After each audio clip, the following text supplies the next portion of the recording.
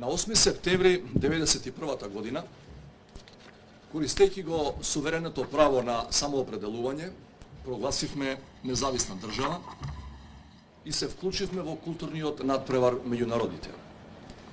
Крајот на студената војна го означи почетокот на тој голем надпревар во кој многу држави од Централна, Источна и Југоисточна Европа работеа напорно за да изградат стабилни и функционални демократски институции и да се интегрираат во светот.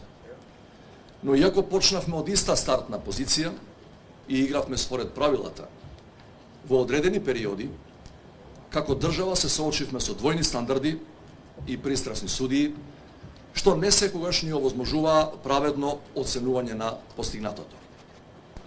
На овој тежок пат постигнувавме и успеси, но приредувавме и разочарување за македонските граѓани. Енергијата честопати ја трошевме во меѓусебни обвинувања и обструкции, а на внатрешен план, најголем предизвик со кој ден денес се соочуваме се длабоките поделби во македонското општество, во нашиот тим. Единството е клучниот предуслов за успех, а за да бидеме поуспешни во надпреварот меѓу народите, мора да го обновиме заедништвото и да ја вратиме свеста не за личниот интерес, туку за општото добро. Колку и да е важен двигател на општествените процеси, личниот интерес сам по себе не е доволен да изгради општество со развиено чувство за национален интерес, за општо добро. Од тука вистинските двигатели на заедништвото треба да ги бараме меѓу оние кои не се мотивирани од тесни интереси, туку од повисоки цели. Меѓу ретките херои на македонската независност се и спортистите кои со своите успеси не поврзуваат дури и кога сме длабоко поделени. Ќе почнам со човекот кој во 92-та ни го донесе првиот медал во независноста.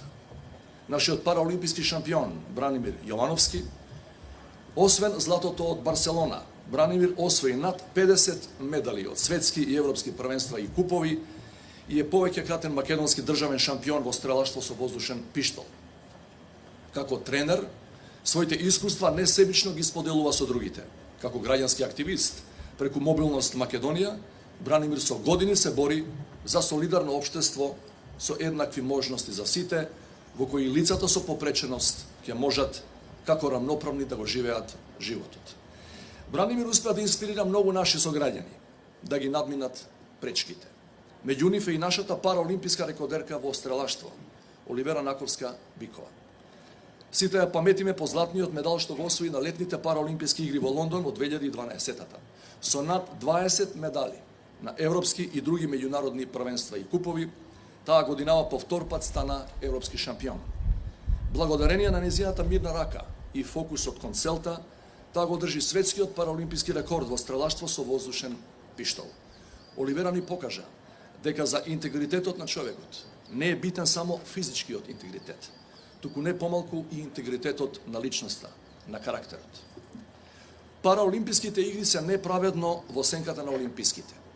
Животните приказни на нашите параолимпици сведочат дека тајната на нивниот успех е во тоа што пред себе имаат повисока цел, бидејќи не се борат само за победа на теренот, туку и за победа над општествените предрасуди и системските пропусти.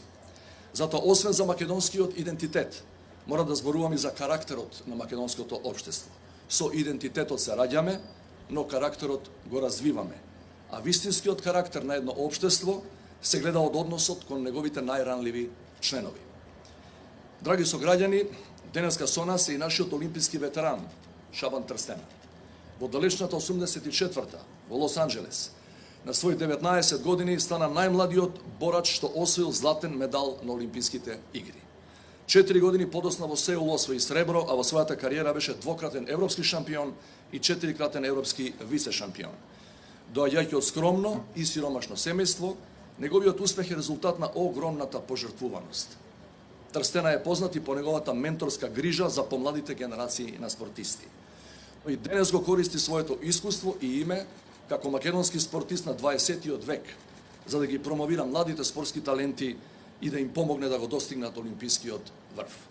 Конечно, меѓу нас е и нашиот најмлад олимпиец, Дејан Георгиевски, кој минатата година на Олимписките игри во Токио го освои сребрениот медал, откако претходно го победи светскиот шампион во теквондо. Овој најголем олимписки успех во независна Македонија го подигна моралот на нацијата во време на големи искушенија. Иако во меѓувреме стана и европски првак, не можете а да не ја забележите неговата скромност. Тој најмалку зборува за себе и за своите постигнувања, а најмногу за луѓето околу него, за неговиот тренер, за неговиот тим и семејство, за неговите сограѓани. Прашан како после успехот во Токио се носи со популарноста, Дејан изјави дека му е чудно што луѓето му благодарат нему, кога тој би требало да им биде благодарен ним за поддршката која го мотивира да тренира повеќе.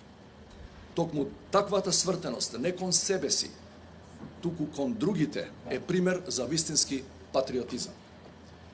Почитувани сограѓани, овие спортисти доаѓаат од земја мала по територија, со ограничени ресурси и за жал со скромни вложувања во спортот.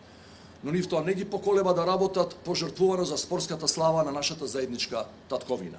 Затоа на Денот на независноста, со орден 8 септември, им благодариме на нашите херои затоа што преку нивните врвни спортски успеси ја афирмираа македонската држава.